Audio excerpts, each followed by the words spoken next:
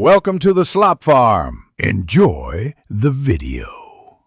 You begin by opening Capcut and importing the music track you want to edit. First, tap New Project, then add the song to the timeline so you can work directly on the audio waveform.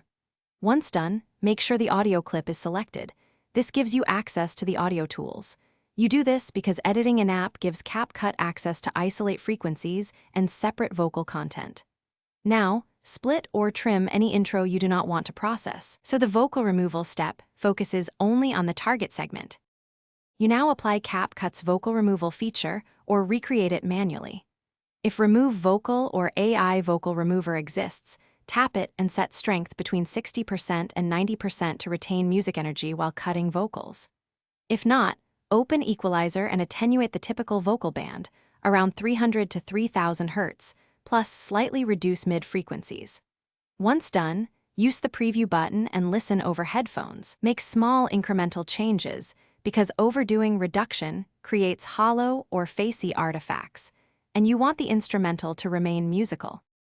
Finish by refining the process track so it sounds natural.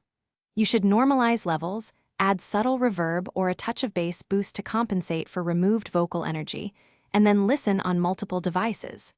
Once satisfied, export at a high bitrate, 320 kbps MP3 or 48 kHz WAV, so artifacts are minimized.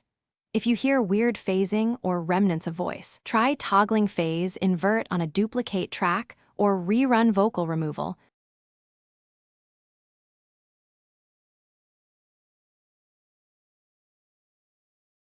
Thanks for watching. Consider subscribing if we helped you today.